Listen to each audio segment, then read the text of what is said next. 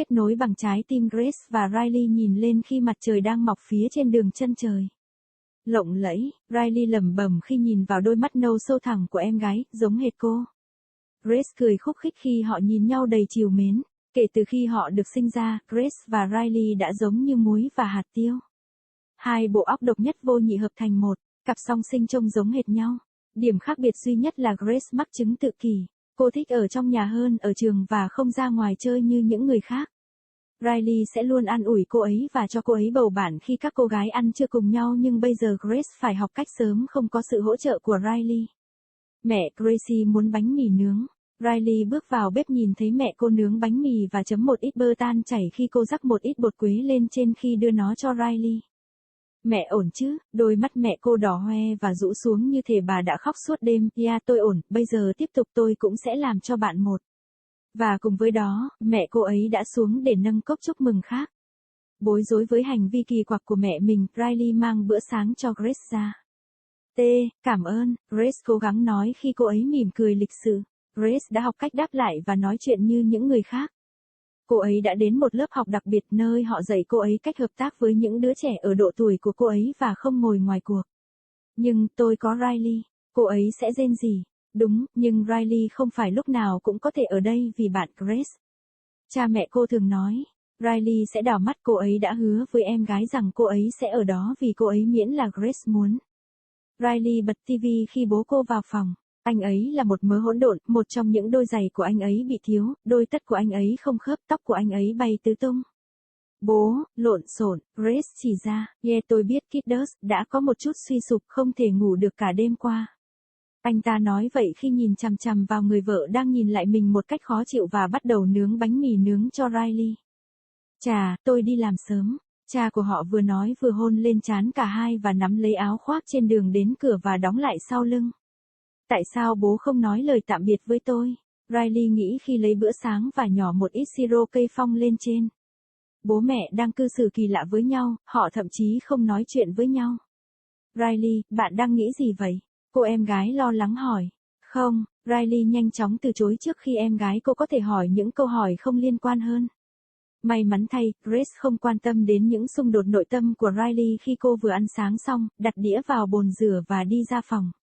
Riley cũng đã hoàn thành món ăn của cô ấy và cô ấy định bỏ đĩa của mình xuống bồn rửa mặt và rời đi thì cô ấy nhìn thấy mẹ mình. Mẹ cô ấy thực sự đã khóc, điều mà cô ấy hiếm khi làm. Mẹ, Riley đến an ủi mẹ cô, người khi nhìn thấy con gái cô đã bắt đầu lau nước mắt và dán một nụ cười giả tạo. Vâng, em yêu, tôi có thể lấy cho bạn bất cứ điều gì. Mẹ hỏi bằng giọng ngọt ngào, câu mẹ dùng khi muốn dẫn ai đó rời khỏi một chủ đề đáng lo ngại nhưng Riley không mê nó. Chuyện gì vậy? Không, mẹ cô đáp, không thể nhìn vào mắt con gái mình. Hãy nói cho tôi biết một số điều. Mẹ cô ấy đã ký. Tại sao tôi lại cần một cô con gái tinh ý như vậy? Mẹ cô giả vờ phàn nàn, vẻ mặt đau khổ vẫn như cũ khi bà hôn lên má Riley. Em yêu, đừng nói với em gái của anh, cô ấy sẽ sợ, hứa chứ? Riley do dự, cô ấy chưa bao giờ giữ bí mật với Grace trước đây, nhưng đây hẳn là một chủ đề rất quan trọng, chỉ khi đó mẹ cô ấy mới nói đừng nói với Grace. Riley gật đầu khi cô ấy đưa ra một cái nhìn bối rối về những gì mẹ cô ấy phải nói với hành vi kỳ quặc của cô ấy. Bố của bạn và chúng tôi đã quyết định không thể ở bên nhau, chúng tôi luôn đấu tranh vì những điều nhỏ nhặt và tốt, tôi phát ngán vì điều đó. Mẹ cô cảm thấy nhẹ nhõm khi nói ra những điều mà bà đã giữ kín quá lâu. Tôi xin lỗi Riley, vậy, điều đó có nghĩa là gì? Riley không thể nói ra. Tôi sợ một trong hai người phải ở với tôi và người kia với bố của bạn. Tôi biết điều này là khó khăn cho các cô nhưng các bạn có thể đến thăm nhau. Mẹ cô lại rơi nước mắt nhưng không cô đơn. Riley khóc, khó, tôi không thể thiếu cô ấy, và cô ấy cũng vậy. Riley ôm mẹ, cô ấy sẽ cô đơn. Không, cô ấy sẽ học, tôi đã luôn nói rằng bạn sẽ không ở đó mãi mãi với cô ấy. Cô ấy cần phải học. Mẹ ơi, Riley và mẹ cô ấy nhìn nhau và sau đó đi sau họ. Đó là Grace, cô ấy đã nghe toàn bộ cuộc trò chuyện của họ. Riley và mẹ cô đã mất 1 giờ để an ủi Grace. Tôi sẽ nhớ bạn, Riley, em gái cô nói giữa những tiếng nức nở. Tôi sẽ nhớ bạn chỉ cùng một Grace. Hai chị em ôm nhau khóc vì cảm giác như thế nào nhưng họ không quan tâm. Bạn đã sẵn sàng để đi chưa Grace? Cha của họ hỏi. Đã 1 tuần trôi qua kể từ khi Grace và Riley kể về mọi chuyện xảy ra giữa cha mẹ họ. Connected by heart, Grace and Riley looked up as the sun was rising above the horizon, gorgeous. Riley muttered as she looked into her sister's deep brown eyes, the exact same as hers. Grace giggled as they looked at each other with affection. Ever since they were born, Grace and Riley had been like salt and pepper. Two unique minds combined into one. The twins looked exactly alike. The only difference was Grace had autism spectrum. She preferred to stay indoors at school and not go play outside as the others. Riley would always comfort her and give her company as the girls have lunch together, but now Grace has to learn to be without Riley's support soon enough. Mother, Gracie wants some toast. Riley walked into the kitchen seeing her mother toast the bread and dabbing a handful of melted butter as she sprinkled some cinnamon powder on top as she handed it over to Riley. Mom, are you okay? Her mother's eyes were red and droopy as if she had been crying all night. Yeah, I'm fine, now go on, I'll make you one too. And with that her mother got down to making another toast. Confused with her mother's odd behavior, Riley brought out Grace's breakfast. Tea, thanks. Grace managed to say as she smiled politely. Grace was learning to reciprocate and talk like others. She went to a special class where they taught her how to collaborate with kids her age and not sit out. But, I have Riley. She would moan, yes, but Riley can't always be here for you, Grace. Her parents would often say. Riley would roll her eyes. She had promised her sister she would be there for her as long as Grace wanted. Riley turned on the TV as her father came into the room. He was a mess. One of his shoes was missing, his socks mismatched, his hair flying all over. Daddy, messy. Grace pointed out. Yeah, I know, kiddos, had a bit of a downfall, couldn't sleep at all last night. He said that as he glazed over at his wife, who gave him an annoyed look back and started to plate the toast for Riley. Well, I'm off to work early, their dad said as he kissed them both on the forehead and grabbed his jacket on his way to the door and closed it behind him. Why didn't Dad say bye to me? Riley thought as she grabbed her breakfast and dribbled some maple syrup over it. Mom and Dad are acting weird towards each other. They don't even talk to each other. Riley, what are you thinking? Her sister asked, worried. Nothing.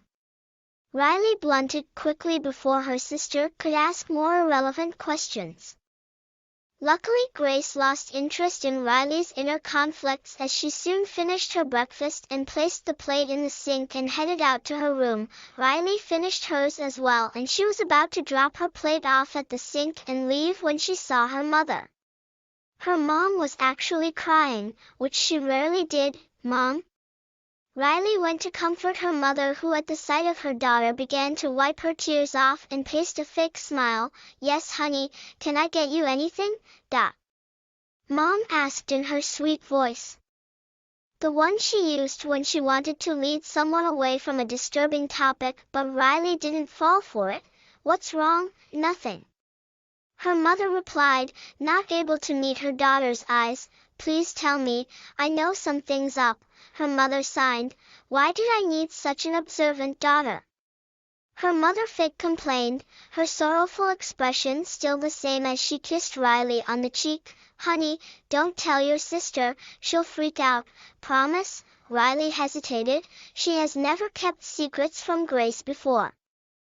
But this must have been a very important topic. Only then would her mother have said not to tell Grace. Riley nodded as she gave a confused look at what her mother had to say to her odd behavior. Your dad and I, we decided we couldn't be together.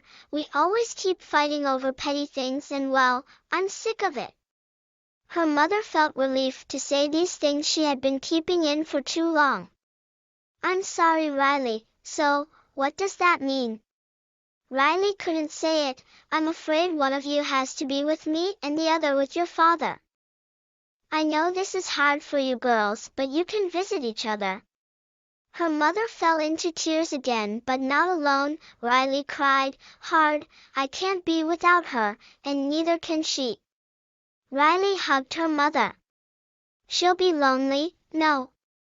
She'll learn. I had always said you won't be there for her forever. She needs to learn, Mommy. Riley and her mother looked at each other and then behind them. It was Grace. She had heard their entire conversation. It took Riley and her mom an hour to comfort Grace. I'll miss you, Riley, her sister said between sobs. I'll miss you just the same, Grace. The sisters hugged each other for what felt like forever, but they didn't care. Are you ready to go, Grace? Their father asked. It had been a week since Grace and Riley had been filled in on everything happening between their parents.